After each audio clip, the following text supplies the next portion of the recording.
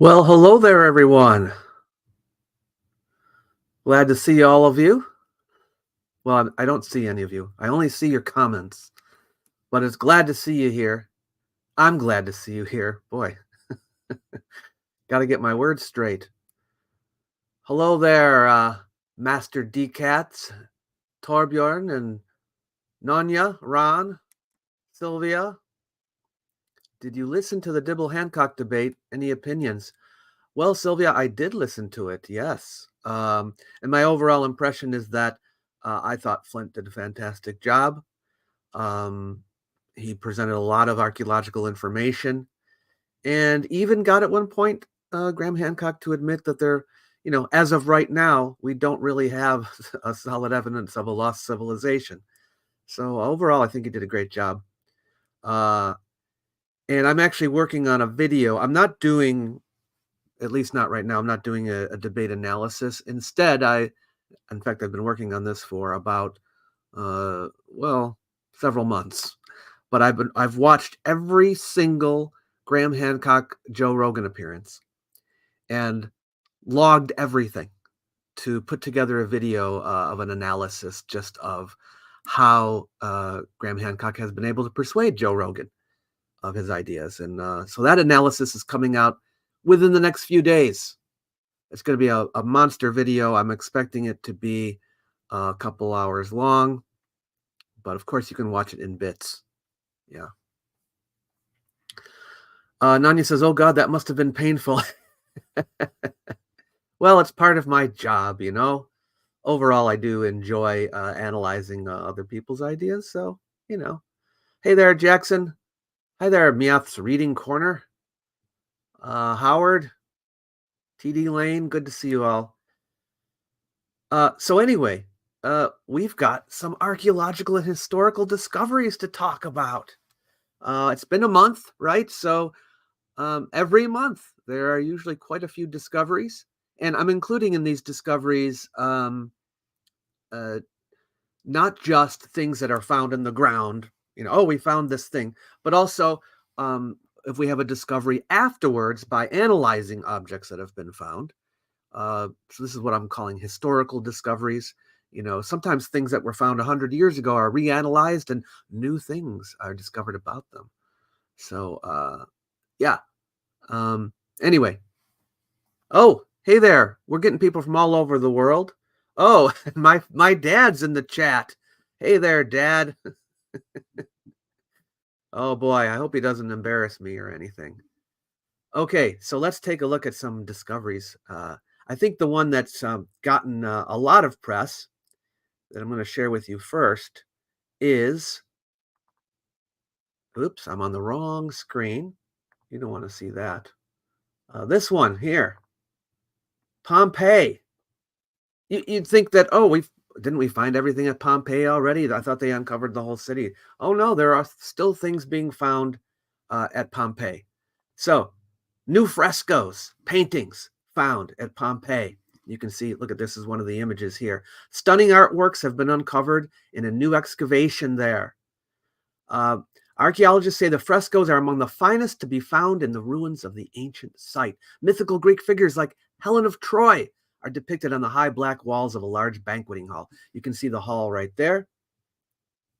And you can, I guess you can see some of the paintings there from far away, but getting close up, you can see things like this, right? And like, well, here's the layout of the villa. And then look at this one here. This is the god Apollo trying to seduce the Trojan priestess Cassandra. I don't know if you know that myth. Very interesting tale where Apollo says to Cassandra, I will give you the power of prophecy. All you have to do is have sex with me. And Cassandra said, sure. So he gave her the powers, and then she decided afterwards not to have sex with him. So he was upset, and he couldn't take away the powers from her. But what he could do is he made it so that even though her prophecies would always be correct, no one would ever believe her. And that's the story of Cassandra. Anyway, The Black Room is the latest treasure to emerge from the excavation, which started 12 months ago. And there's going to be a documentary on the BBC about it. Oh, wait, did they already have it? Ooh, I must have missed it because it already is later in April. Anyway, you can see them, some of the workers here. A plaster glue must be injected behind a fresco, or it is likely to come away from the wall. See, they have to make sure it doesn't fall off. And here's where the new dig site is. As you can see, the entire city has not entirely been excavated. And there's some more. This is the reception hall of the room. Anyway, these frescoes are amazing, but the one at the top, I think, is the best one. This is Paris kidnapping Helen of Troy. As you know, Helen of Troy was supposed to be the most beautiful woman in the world. And that is your Roman conception of the most beautiful woman in the world, I guess. Yeah.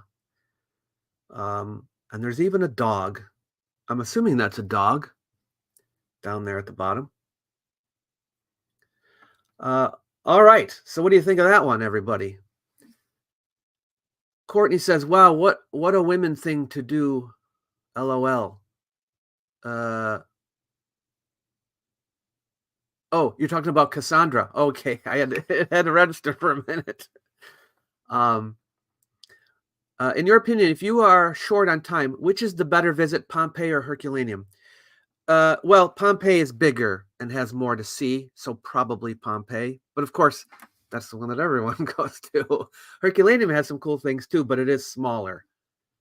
We don't have the whole city like we do at Pompeii.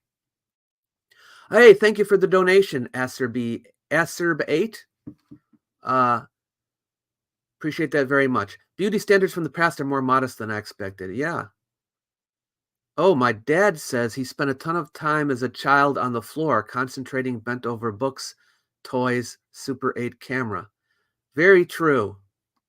Maybe that explains some things, huh? All right, let's look at another one. Carbonized Herculaneum, speaking of which, okay, carbonized Herculaneum papyrus reveals Plato's burial place. What?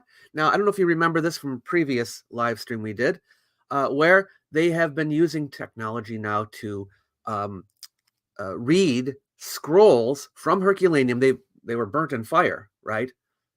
Thought they were unreadable. But these scans enable us to make out the letters now of many of these papyri. So they've been working on them. Okay. Anyway, some more analysis has been done. And now you can see a charred papyrus right there. See, this person here says charred papyri in the credit, but it's only one papyrus. Yeah. Little grammatical mistake. The findings presented by various scholars, including papyrologist Graziano Ranocchia from the University of Pisa, reveal intriguing details about his journey from slavery to philosophical eminence. I wonder if Ranocchia was looking at the papyrus a little bit to the side like this. Okay, that was a bad joke. Okay. Anyway, so using innovative methodologies under the Greek Schools Project funded by the ERC, that's the European Research Council, scholars have made remarkable progress in deciphering these ancient texts, employing advanced imaging techniques such as infrared, ultraviolet optical imaging, thermal imaging, tomography, and digital optical microscopy. Is it microscopy or microscopy? Researchers have managed to extract over 1,000 words, approximately 30% of the scrolls. Yeah. Anyway, a newly revealed detail is about where Plato was buried. They put him in a private garden within the Platonic Academy in Athens near the Sacred Museum. So maybe they can find it, huh? Now, they already suspected that he might have been buried around there, but this further confirms it. Okay. Not that the keep in mind that the document that's being uncovered here isn't like a first-hand document about, from Plato's friend or something that knew about this. These are just from pieces of literature that mention it.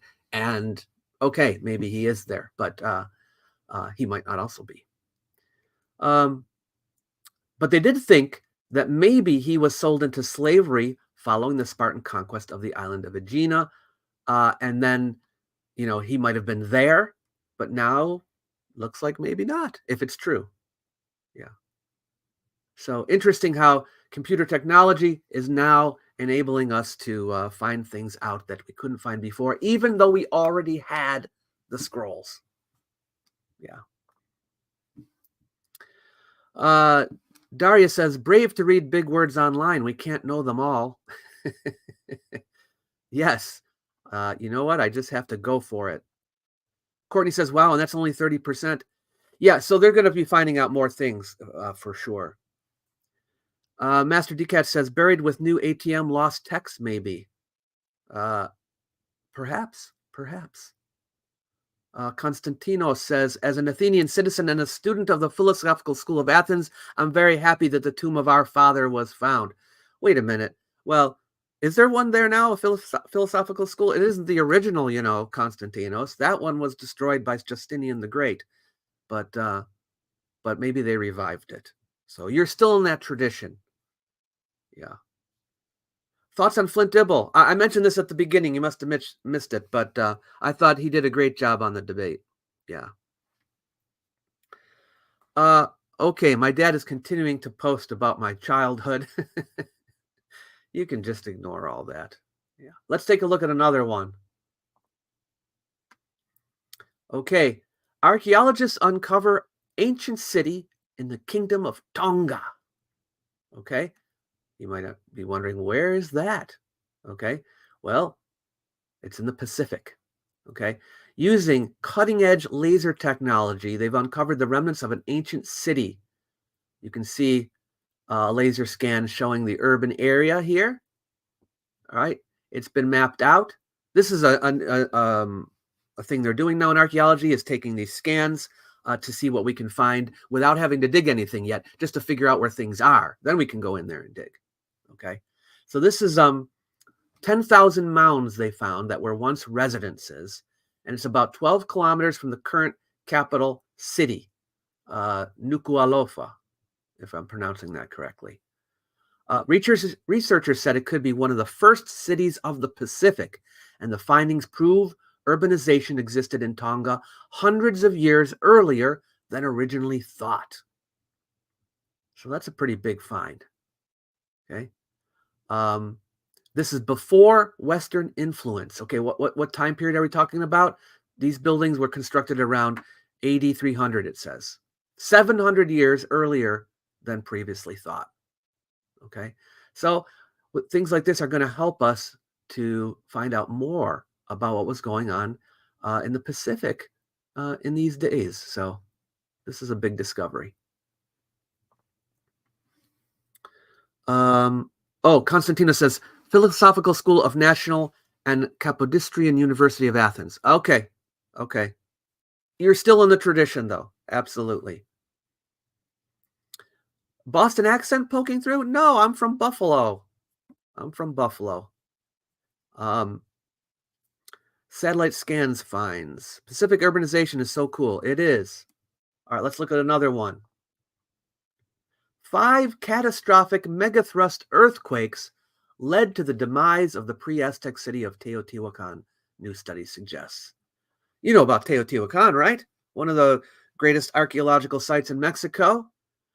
And 3 huge pyramids are there. Pyramid of the Sun, Pyramid of the Moon, the Temple of the Feathered Serpent.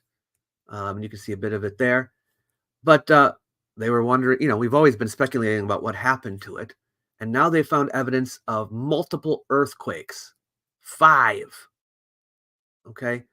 So a chain of massive earthquakes may have led to the decline.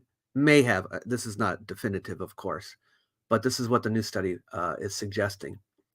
So it existed, or I should say it flourished between 150 BC and 8650, right? Had more than 100,000 people living in the city in its glory days, okay?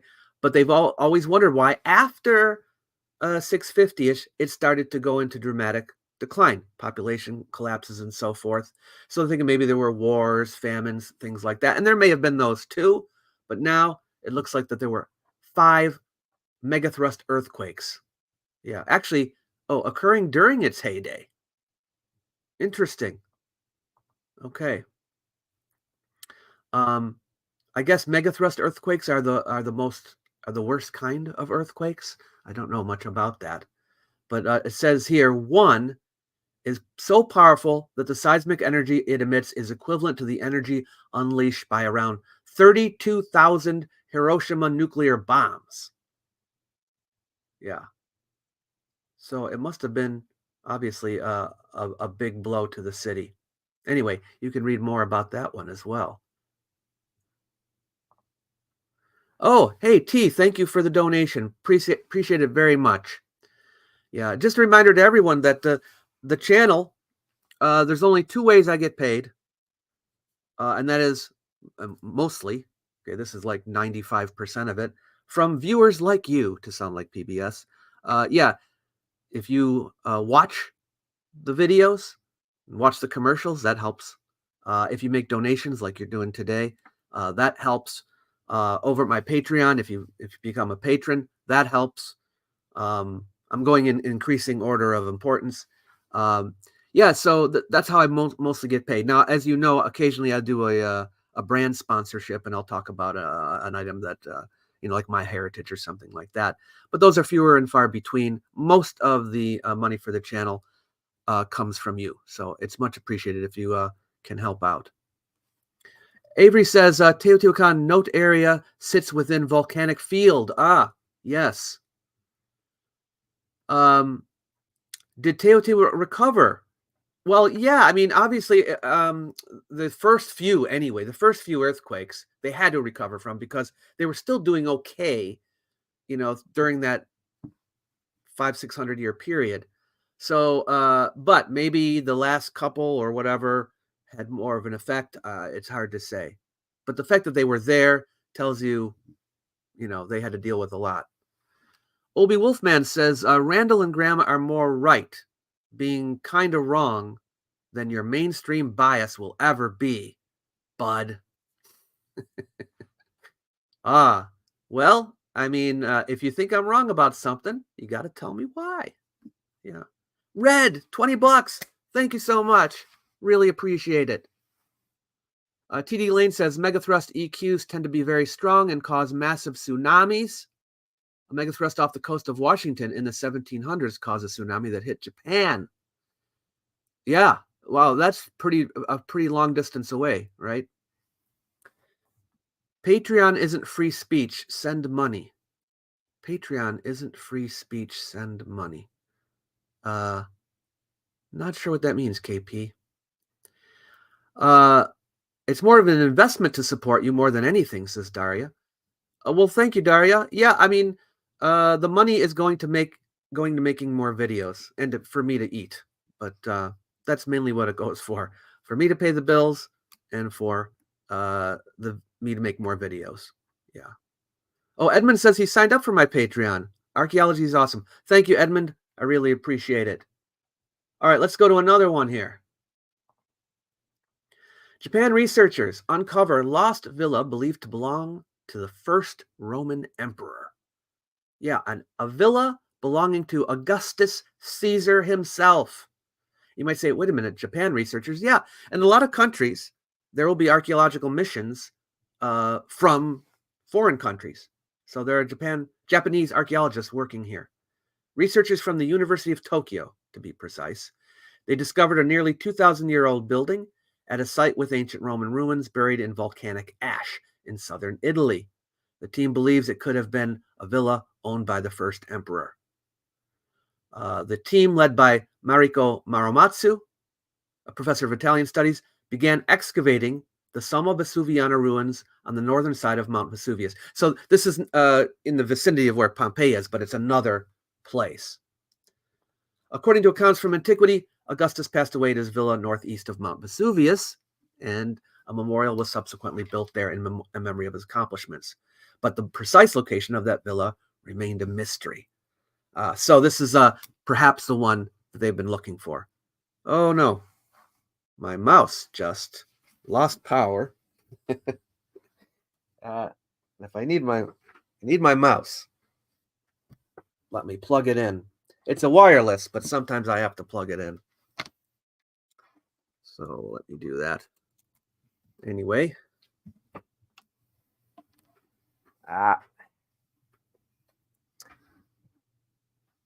Sorry about the little hitch here. I got to unplug something else and plug this one in.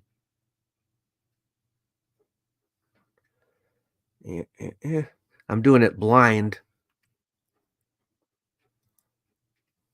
There we go. Okay, sorry about that. So anyway, Obi says, simple logic. Humans didn't build a single one of these huge megalithic structures. I'm just clay brick manning their observations. Maybe most of us are tired of the bias from mainstream archaeology. Well, mainstream archaeology, well, there's only archaeology and not archaeology, but if you want to call it mainstream, archaeology is biased towards the material evidence. So, if you use things other than material evidence to establish your points, it's not going to persuade many people in archaeology. All right. KP says, what were the burial rites of ancient Rome? Oh, well, I mean, that could be the subject for a whole video, but maybe I'll do something on that, KP, if you're interested. Speaking of which, I have a class coming up. I don't know if you know this, but I'm teaching live classes now. I started in January. We did a class on ancient explorers. It was a success. Now we're in the middle of a class on the dawn of civilization. And then I've got a new one coming up in May on the rise of the Romans. So it's all about how the Romans got started, how the Republic was founded, even before that, the kings, and then how the Republic was founded, and then the end of the Republic. It's going to go till about the time of Julius Caesar. So if you're interested in that kind of stuff, and you want to hear some things that maybe you don't hear all the time, that's what I try to include to show you how we know what we know, how we figure out when it happened, and all of that. So that should be a fun thing too. All right. Let's go on to another one. Now, this one was in the news recently, but although the tablet was not just found, okay, we've had this Anisa bronze tablet, but a new analysis, I guess, has been done by a scholar from Turkey, and so they recently published his remarks about it. So you can see the site where it was found and the tablet itself. This is in Cappadocia. This is in Turkey, okay, on the site of Kultepe Karahoyuk.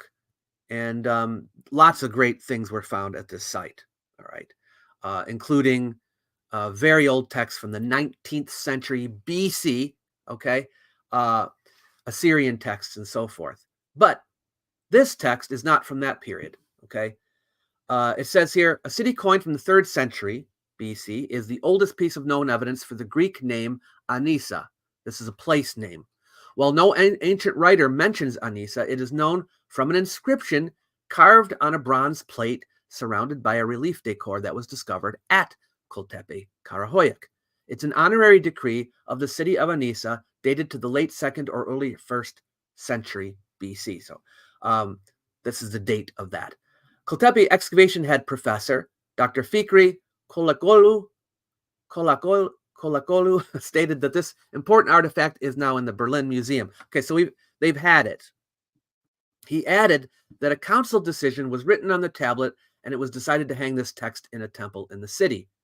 He emphasized that Kultepe is not only known for its tablets, but also for its settlement sequence dating back at least 6,000 years ago. But anyway, he noted that the most interesting part of the site is the Hellenistic period. During the Hellenistic period, the site was also inhabited after the 300s, okay? And they found all kinds of Hellenistic period artifacts, sculptures, structures, ceramics, all of that, okay? And there's the tablet again. So what he's trying to say that this tablet is important because it shows that there's a multicultural society living in Turkey, or in this area anyway, in Cappadocia, during this period, including Greeks. Okay. There's a Greek decree, obviously, on the plate. So I guess it's just a new analysis of this tablet and what was going on around the time, trying to emphasize the fact that there were lots of different kinds of people living in Cappadocia in the 300s. Yeah, I guess it would make sense that the Greeks were there because this is after Alexander the Great's conquests. But anyway, that was an article that came out as well. Okay, let's see if we got some more comments here. Okay,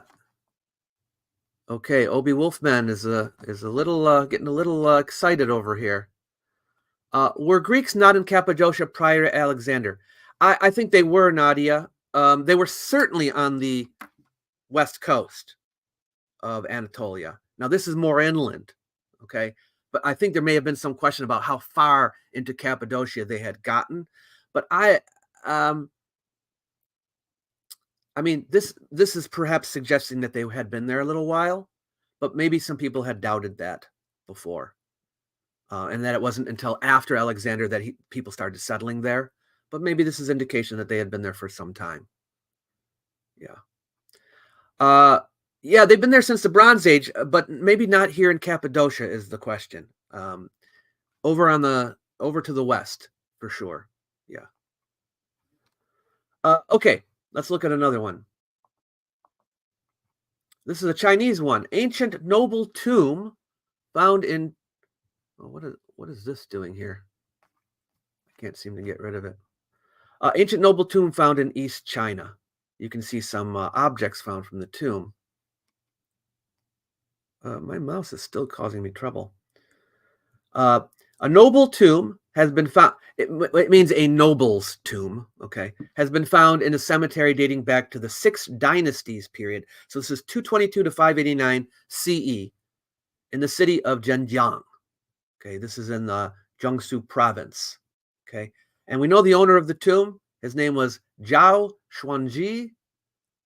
He was the uncle of an emperor during the Southern Dynasty, okay, which is a contemporary dynasty. Archaeologists found a bronze seal in tomb number 6 that helps identify the owner. So here you can see part of the tomb. Pretty decent condition of the walls and everything. 20 funerary objects were unearthed in tomb 6, mostly distributed near the altar at the front of the tomb chamber. They found other tombs as well, 13 other tombs, 7 of which were brick chamber tombs of aristocrats. Yeah. So anyway, a new tomb discovery in China. Here's another one from China. I put the 2 China tombs together. A collection of 430 burial objects found in the tomb of a 3,000-year-old noblewoman in China. Now, this is much older than that last tomb, okay? 3,000 years ago. This is in Shanxi province. The tomb is called M1033. And it was discovered in the Dahako Cemetery in Yicheng County. Over 600 burials and 20 chariot and horse pits have been discovered during the excavation. That's been going on since 2007, but this is the new tomb that was found there. Bronze inscriptions found in this cemetery indicate that the state clan name was Ba, with Ba Bo as the paramount ruler. You can see some of the burial objects. This is parts of jewelry that you're looking at here. Given that most of the province was under Jin state control during this time, it's extremely valuable for research on the feudal states in Shanxi's southern region during the Western Zhou period. So this is very early tomb, and look at some really interesting pottery found here as well. The tomb's owner was a female between 31 and 34 years old. They believe she was likely a middle-ranking noblewoman from the mid-Western Zhou period. This is pretty far back, everybody, between 1046 and 771 BCE. Take a look at this. Beautiful. So anyway, speaking of China, the next series of the Antiquities Travel Guide is going to be set in China. I'm going to China, everybody. If all goes according to plan, it'll be in June or July, and I'll do a whole series of, we're going to be in central China So that'll be pretty interesting. Yeah, and then of course you may already know we're going to go back to Egypt in November, and in that particular trip you can come with me. Yeah, so I'll leave that info below the video. But anyone that wants to go to Egypt with me as I teach a class on the Egyptian Empire and shoot the Antiquities Travel Guide, you can be there, and it should be a lot of fun. Okay, let's see another one here. Name of Iranian city identified on 1800-year-old Sassanid clay seal. It's sometimes when you find archaeological sites, you don't know what they were called. You can sometimes identify the city, but sometimes you don't know. And so it's always great when you can get a city's name. So here's an interesting clay seal from the Sassanid period. Okay, in a stunning archaeological find, the name Shiraz was identified on a clay ceiling, written in Pahlavi script. Sassanid period, in case you don't know, is between 224 and 651 CE. It was a huge empire in the Middle East. They called their empire Iran-Shar, Empire of the Aryans. Okay, yeah, the finding is important due to cementing the history of Shiraz, which is situated some 60 kilometers south of Persepolis, once the ceremonial capital of the Achaemenid Empire. That's the earlier Persian Empire. So the site is called Qasr-e-Abu Nasr. There's a settlement there, and situated in the city of Shiraz in the Fars province. According to the studies, the fortress was an important and strategic location in the empire. The ceiling is at the Met, and they found it in the 1930s. This is one of those examples I was telling you about where you find something a long time ago, but then you study it later and you find out information from it. Okay. Yeah, but it was found at Qasr-e-Abu Nasr, if I'm even saying that right. Yeah. And they found the inscription Mug-e-Shiraz that's been deciphered now on the ceiling. There's so many objects that get found in an archaeological excavation, and they all just get cataloged, real quick, and and then they get shipped off to museums and such, and then archaeologists study them. But sometimes they don't get around to some of them. Some of them are very small, and it takes some time to look at everything, and not everyone's working on it. So this is one of those examples.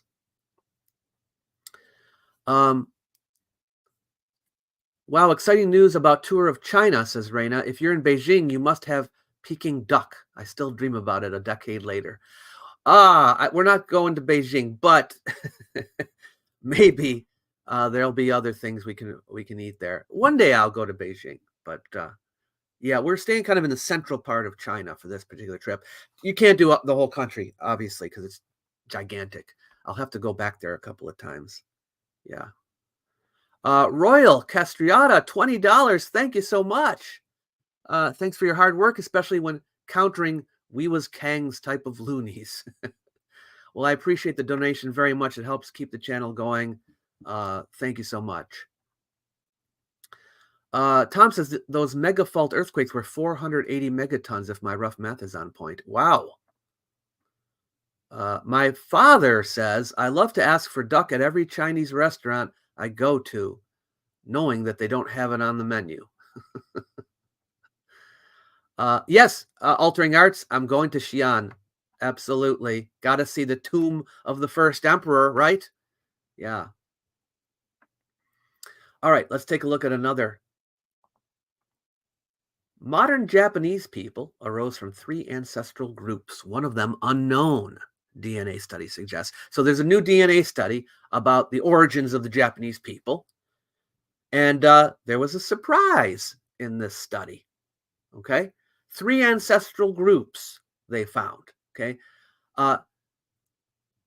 They descended from, their closest extinct relatives, the Neanderthals and Denisovans, and how these genes may affect present-day disease risk. Okay, so this is what the research was about. They sequenced the DNA of more than 3,200 Japanese people across 7 regions of the country. They collated the genetic data and put it into a database. Okay, the team discovered that modern Japanese people mostly descended from three ancestral groups: Neolithic Jomon hunter-gatherers. I think they knew about that one. A group believed to have been the ancient predecessors of the Han Chinese. They knew about that. And an unidentified group with ties to Northeast Asia. This finding further challenges a contested 3 decades-long hypothesis that Japanese people originated from the Jomon people and later rice-farming Yayoi migrants from continental Asia. So that was kind of the thinking for some time. But now they're wondering about it. The new analysis also revealed 42 pieces of DNA that Japanese people inherited from Neanderthals and 2 from Denisovans that could be linked to complex traits, meaning those that are encoded by multiple genes. Anyway, so that's interesting. News about the origins of the Japanese people in the days before writing. Okay, let's look at another one. Oops. Okay. Discovery in Maya pyramid reveals dramatic dynasty collapse, archaeologists say.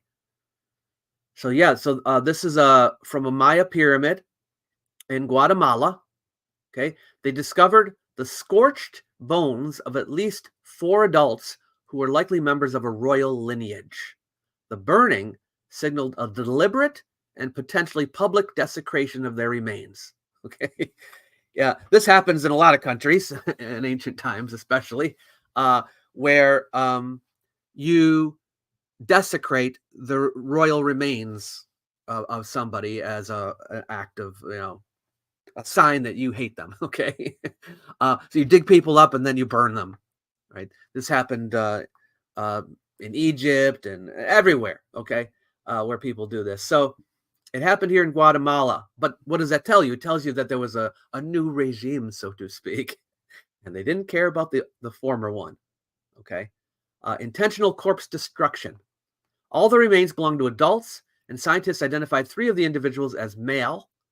2 were between 21 and 35 years old, and 1 was between 40 and 60 years old. Okay. Among the bones were thousands of burned objects, whole and in pieces, including body adornments made of greenstone, etc., etc. Okay. But the burning of artifacts and remains was unusual for royalty, as was their placement in this pyramid chamber. The revelation shed light on the rise of a new type of leader who likely redefined power during a time of societal transformation. Okay. Yeah, they were at the bottom of a room underneath a temple, under a jumble of construction material. Typically, Maya societies kept royal remains in accessible spaces where visitors could perform offerings, but not this place. Okay, so they just dumped it in this one spot, and then they threw all of the construction fill right on top of it. They don't like these people, whoever they were. Okay, so yeah, just the way that they were buried tells you. Oh, by the way, the dates were between 773 and 881 CE. Okay, but the analysis, that's the date of the burning. But the analysis revealed that the people had died decades earlier, possibly as much as a century before their skeletons were burned. Okay, suggesting that the fire was linked to events that unfolded long after their deaths. So some political upheaval was going on. Somebody wanted to make a point. They dug up these old rulers and burnt them, and then tossed their skeletons. Yeah. So it's interesting how you can learn things about history just from what you find, right? Tells you about things that have been going on just from these remains. Yeah. Is that in the valley or the highlands? Wait, does it say what site it was? Should say what site it was.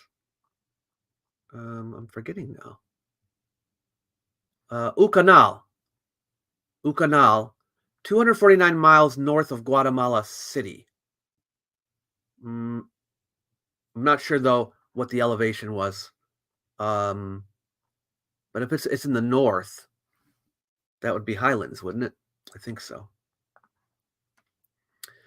I've tossed a few skeletons in my days, says Cameron.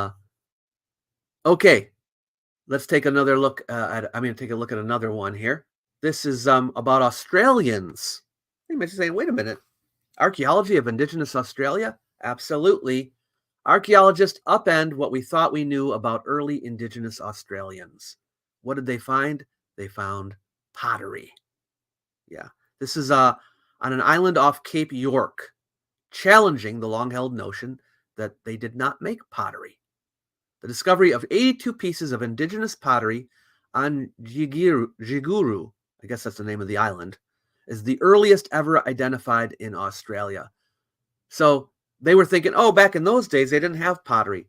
82 pieces of pottery. The dates are between 3,000 and 2,000 years old. Yeah. So can you believe that? Pottery in Australia. And it just goes to show, if you can draw these conclusions. I mean, it's important to differentiate between saying this did not happen or these people did not do this, and saying we have no evidence that they had this or that they did this. And the latter is what archaeologists say. But so many people interpret archaeologists the other way. Oh, you said they didn't have pottery. Well, they said we have no evidence that they have pottery. Okay, now we do. All right, things change. History gets rewritten with every archaeological find. Yeah. Pottery, once again, is the goat. Oh, Pampinaros, you didn't miss it. You're here now, right? You're here now. Okay. Spielkub says if the remains, this is from the last one. If the remains were tossed into construction sites, maybe a form of sacrifice for building as well. But it is still unusual. Like, we would have seen other places that did something similar. It stands out as being unusual. How does Australian pottery hold contents when they are upside down? Well, these are just pieces of pottery. I don't think they have any whole ones that they found. So I'm not sure where you're getting the idea they were upside down. Seems like the easiest thing to make that could last a long time. I know, right, Nanya? They'd be keen to fabricate something like this, says Abel. He who wins writes the history. Right, Hurst. Actually, KP, this idea that history was written by the victors, it's a famous quote. I think by Napoleon, is it? But it isn't exactly true. Everybody writes history. Everybody writes history. Now, it may be that certain governments want certain history to be written, making their side look right. But when you talk about worldwide people writing history, everybody's writing history, even people who lose write history. Yeah. Oh, Churchill said it. Oh, okay. Churchill said it. Who famously was a victor who wrote awful history. Okay.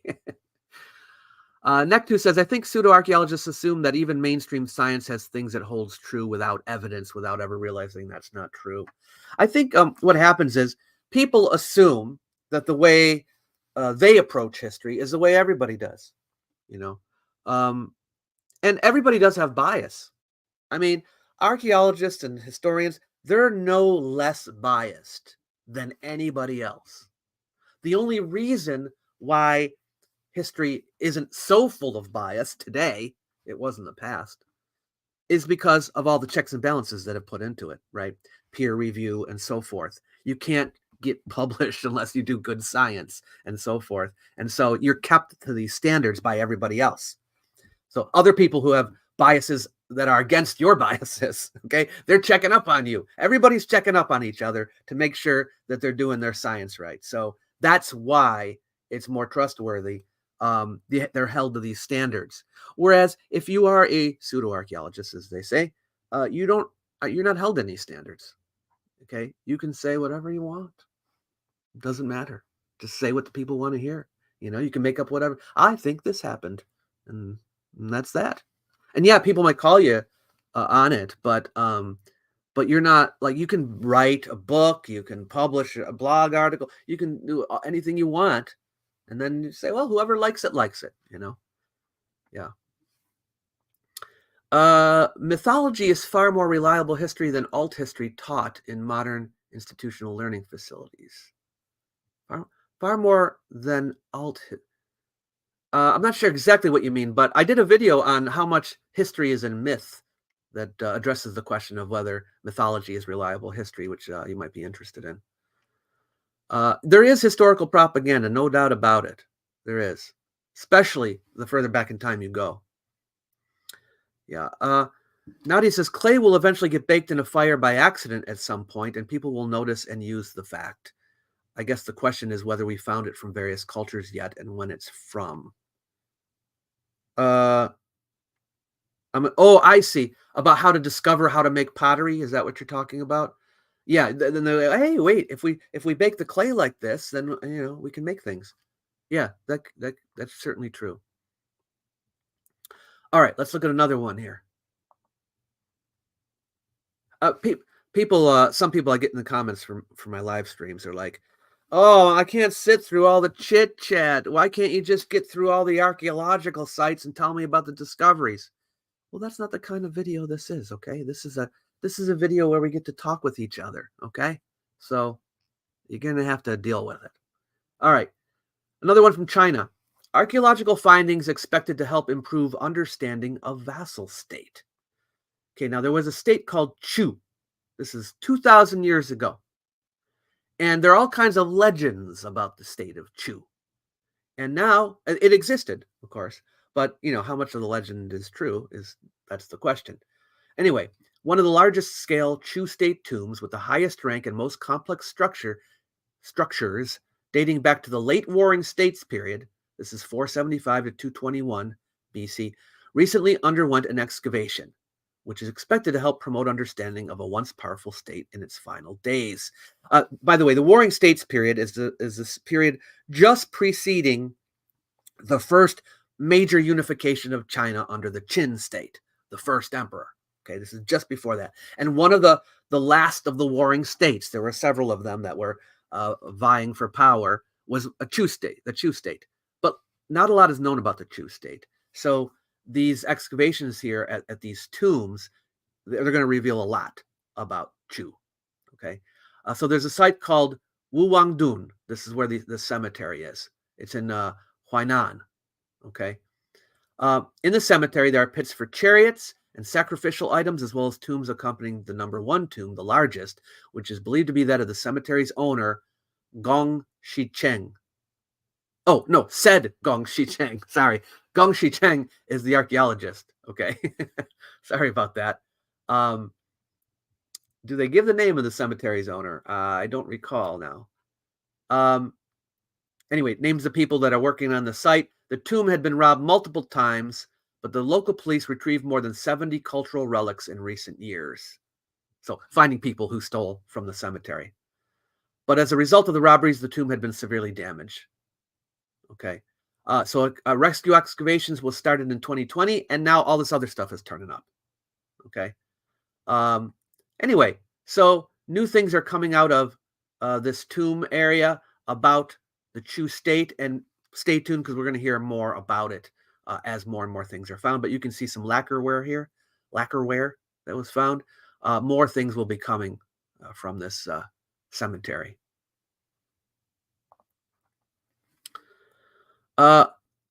It's really funny when people who clearly don't understand what's actually taught to science students try to argue about assumptions or bias. Yeah, TD Lane. Yeah, that's what usually happens. It's usually people just don't understand how it's done, and so they just make assumptions about it. Yeah. Heathen History says, I have multiple 5,000-year-old maps.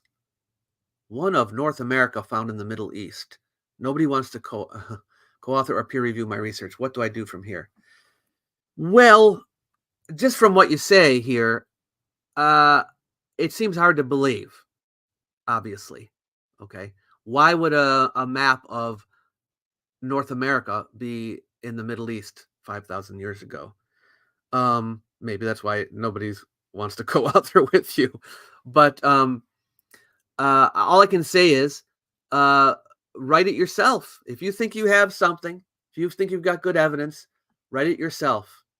And see if the stronger you can make it, the more evidence you have for it, for your idea, the better. But I should tell you, anything that has been found archaeologically, okay, dug up or whatever, if nobody knows exactly where it came from, what stratigraphic layer it came from what particular site, if it's unprovenanced, we don't know the provenance of the items, then it could be from anywhere, anytime, and we really don't know how old it is, so keep that in mind. Abel, that question of yours is very interesting. Do you know of any notable archaeological finds that were eventually found to be fabricated? And the answer is, oh yeah, and I'm doing a video on it right now. Or to be more specific, a video on ancient inscriptions that were found to be forgeries, hoaxes. So that's an upcoming video. You will see it within the next couple weeks. So stay tuned for that. Jeremy says, I love your videos. This is the first time I've caught it live. Awesome. Thank you, Jeremy. I'm glad you can make it. Write the paper and World of Antiquity will review it in a YouTube short. I don't know, Psycad. I don't know. Yeah. Hey, if anyone wants to write a paper, they think they got a great idea and they want me to take a look at it and I have time, I'll take a look. But lots of people send me stuff, so the time is hard to come by, but yeah. All right, let's look at another one here, folks. Study reveals evidence of violence at a time of crisis in ancient Peru. Okay, so something similar to what we saw with the Maya here. Analysis of skeletons exhumed at a burial ground dating from the period 500 to 400 BCE, shortly after the collapse of the Chavin culture, revealed lethal injuries inflicted on men, women, and children, as well as signs of material poverty. So they believe, from what they've been finding here, is that in this period between 500 and 400, this was a time of turbulence. Okay, it's the period between the middle formative period. This is an archaeological period, and the late formative period. Political disintegration and intergroup violence were apparently part of the context, possibly associated with the shift from theocracy to secular government. And the reason why they say that is because if you look at the Chavin culture, this is a theocracy that they had there. The priests were running everything. And then later cultures, once you get in the late formative period, they seem to be more secular in nature. So maybe the violence that's going on in this transition period is a result of that, going from one to the other. Okay. The original article is in the Latin American Antiquity, which you can press the link here to get to. All right. But they say they made a detailed analysis of the skeletal remains of 67 people. All right. A few kilometers from Caral. Okay. And they detected injury patterns characteristic of repeated events of interpersonal violence. So again, another example of finding the way bodies were disposed of. And well, it's like modern day pathologists trying to figure out how a murder was committed from looking at the body and all that. Archaeologists can do that too. Okay, let's look at this one. Are you interested in chickens? Earliest evidence of loss of seasonal egg laying in chickens. What does that mean? We're talking about the first evidence of chickens being raised for their eggs. Okay. Now before this, people might eat eggs. Okay. But now they're actually producing chickens for eggs, right? The earliest evidence for that. Any guesses as to when this might have first occurred? Well, you probably know it's going to be in ancient times because that's what I do. Okay. In a new paper published in Nature Communications, scientists have presented the earliest clear evidence of people raising chickens for egg production from approximately 400 BCE. Now, some of you might think this is early. Some of you might think this is late. I don't know. Okay. They did raise chickens before this for meat. Okay. But we're talking about egg production. Okay. It was a change from seasonal egg laying to a more prolific egg production. And it drove the domestic chickens' dispersal across Eurasia and Northeast Africa. All right. They collected tens of thousands of eggshell fragments from archaeological sites along the main Central Asian corridor of the Silk Road. Using a method of biomolecular analysis known as ZooMS, they were able to identify the source of the eggs. So they could figure out the animal species and all of that. The results showed the chickens were widely raised in Central Asia from approximately 400 BCE to 1000 CE and were likely dispersed along the ancient Silk Road. So that's very interesting.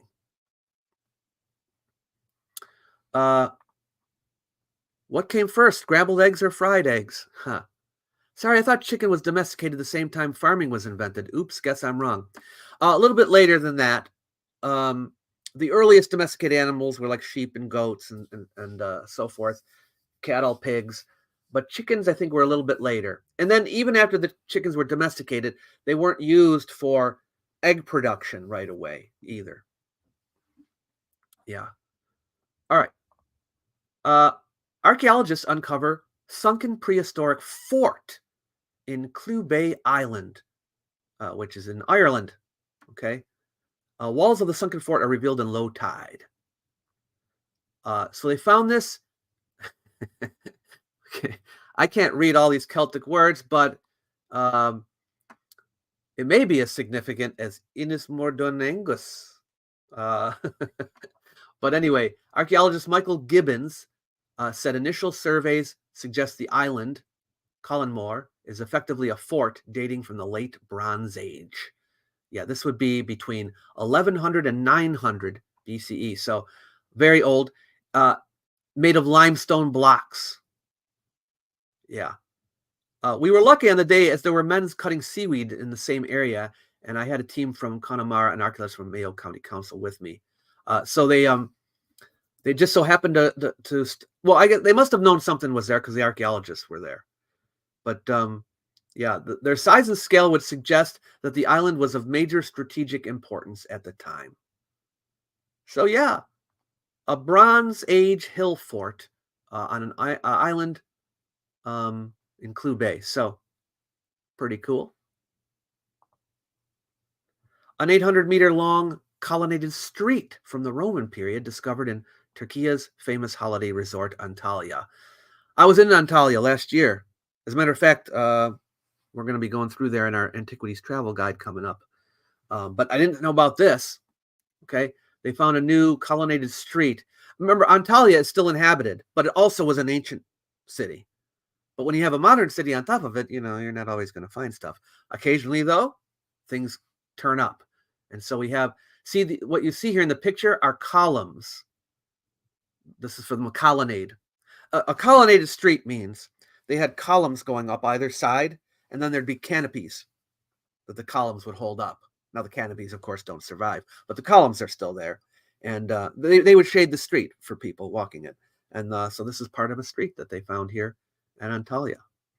And its lower story was erected on the square plan at the turn of the 2nd century AD as part of the city fortifications. Soon, in the 2nd century, the 2nd story was added. Yeah, so you can read about that as well. All the links to these articles I will put below the video after I'm done here today.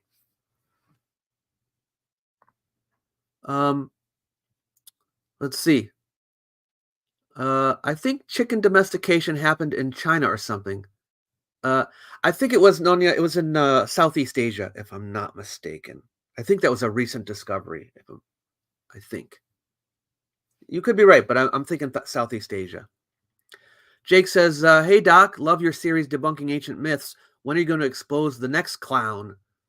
Do we have a target already? Thanks for your work." I'm sorry. It's not Jake. It's Jacob. The next video will be out this week. Yeah, I mentioned this at the beginning, but it's going to be. Oh, did I tell you what it was about? Did I mention this? Anyway, I've got a video coming out. Do you want the title? Does anyone want the title? I'll give you the title. Okay, you ready? It's called "How Joe Rogan Was Fooled by Graham Hancock." That's the title. So stay tuned for that one because I had to watch a lot of podcasts. Graham has been on Joe Rogan's podcast 11 times. I had to watch every single one of them. Yeah. Okay, look at another one here.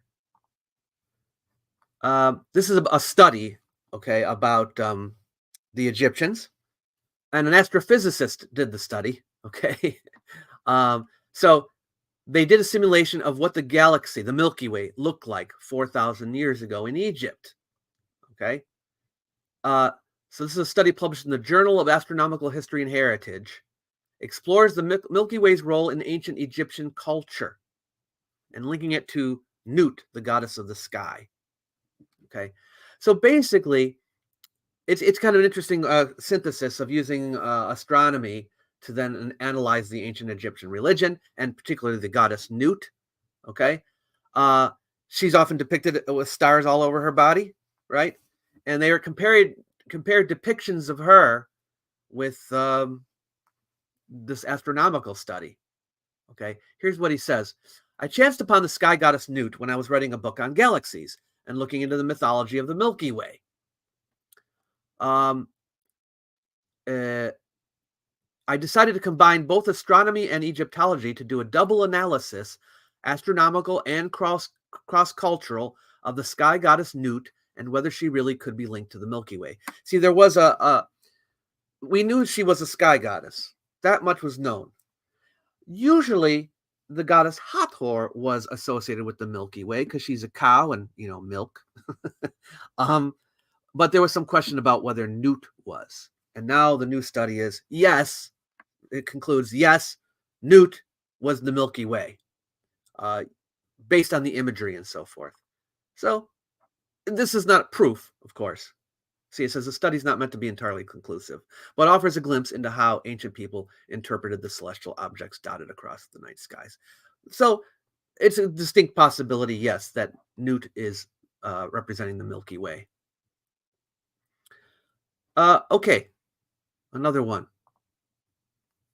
This is ancient nobleman's tomb discovered during sewer construction in Macedonia. This often happens when you're in a city that was once an ancient city.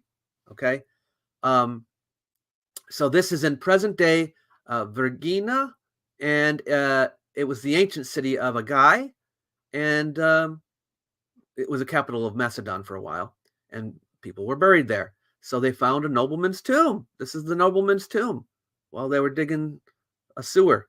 It's 2,300 years old. Nothing's in it, apparently. Yeah, this was in, well, this is weird. So they announced the discovery of the tomb in 2023, but why are they publishing it in April 2024? I'm not sure. Maybe because of the analysis of the tomb since then. Yeah. The tomb appears to be an important grave because the man interred there was buried with a shield. Oh, there was something in it, reinforced with iron parts, as well as a number of well-preserved weapons that show the mark of superior craftsmanship. He wasn't buried alone. The facade of the tomb appears to have been completed in 2 phases, once for him and once for a woman, likely his wife. She was laid to rest with a number of grave goods, including beads, necklaces, and a golden myrtle wreath. Dates to the 3rd century BCE. Oh, and you can see the helmet here. Anyway, you can read more about it. I'll leave a link for that one as well. Nonya asks, with all the bombings happening, have we ever made an archaeological discovery from a bombing? I don't know. That would be a terrible way to find it.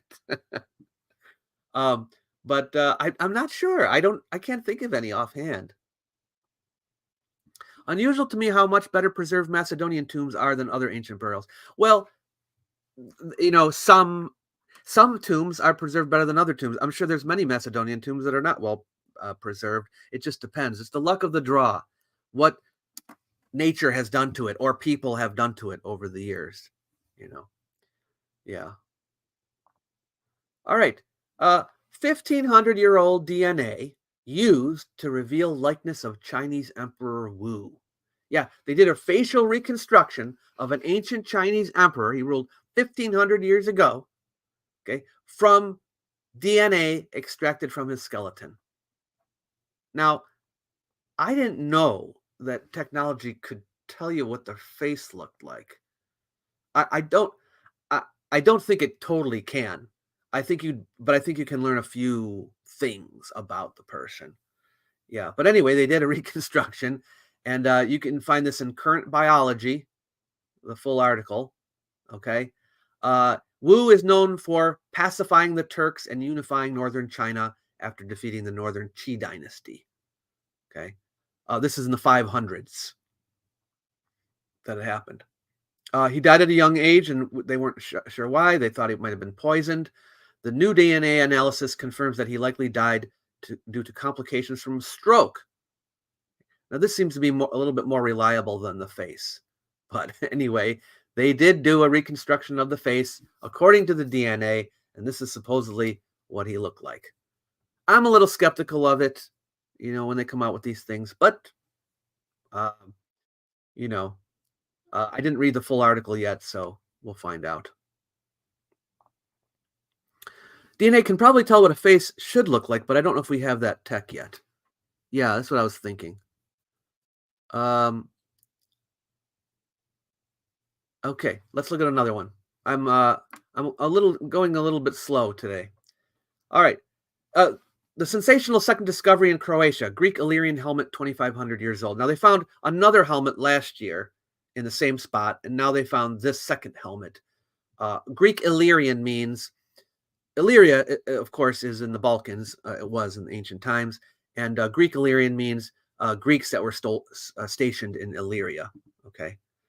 So this is in the town of Zakotorak, if I'm saying that right. They found the other helmet in 2020. That was 4 years ago, in the same spot. And now they found the other one. Not a gigantic find, obviously. It's just a helmet. But for people who are interested in ancient warfare and what helmets look like, you can look that up.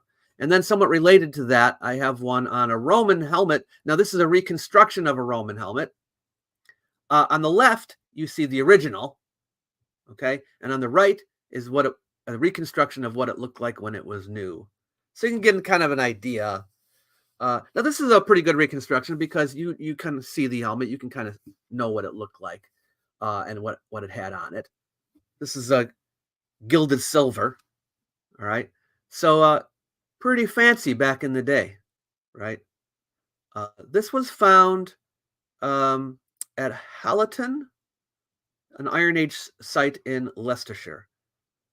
Yeah. Who made the replication? Let's see. You can see a little bit better here. It looks a little cheaper for close up, but anyway. Reconstructed by conservators after suffering. Just conservators. Anyway, you can see some close-ups of it. Anyway, the replica is kind of cool. So I thought I'd show that to you. And then 1,700-year-old Roman ruins discovered atop much older Neolithic sacred spring. So there was a sacred spring.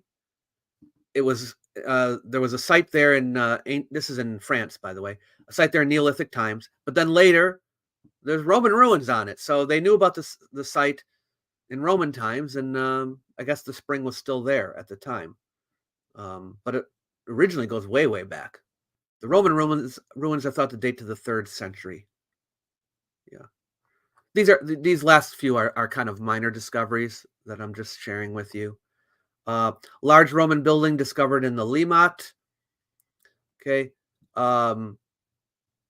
This is in Germany, I believe. Okay. So they found a Roman building there, and you can see parts of it here, the stone foundations. Yeah. So, you want to read about that? And then I have a couple articles about items being returned to various countries. Okay, so this one, stolen Ramses II statue head returns to Egypt. So this is a 3,400-year-old head of King Ramses II. It was smuggled out of Egypt illegally.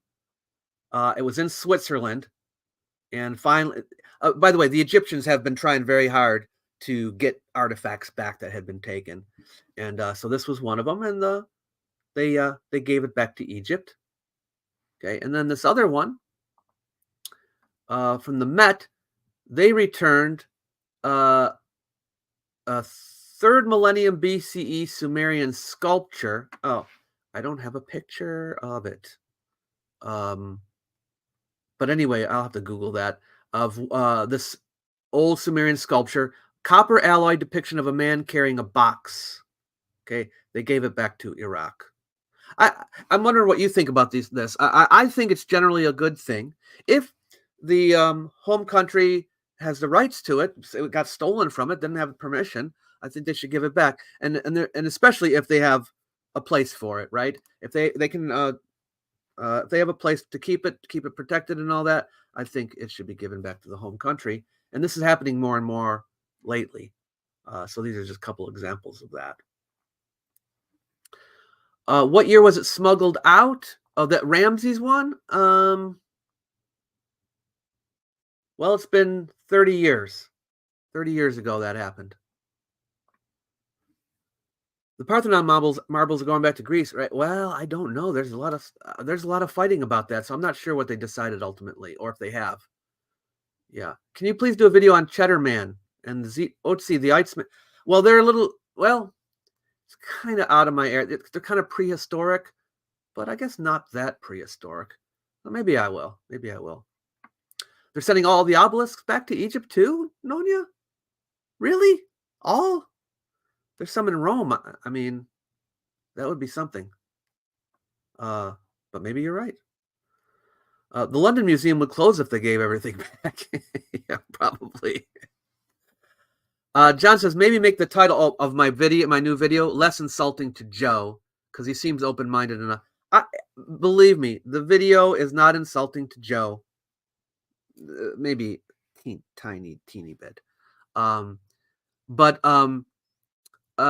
But Joe is representing the everyman in the video.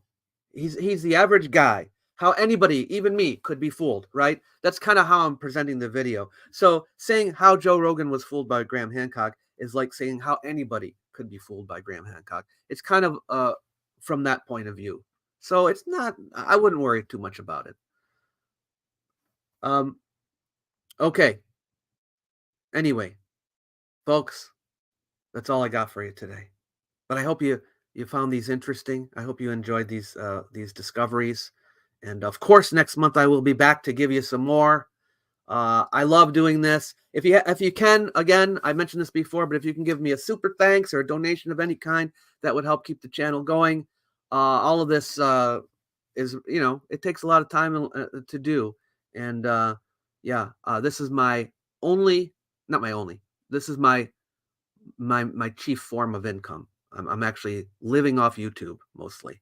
So just so you know. Anyway, thank you so much for being here. I appreciate all the support, all the kind comments, even the not so kind comments I appreciate. I just like you coming and sharing these finds with me and enjoying learning about it. Hope you all have a great day, and we'll see you next time.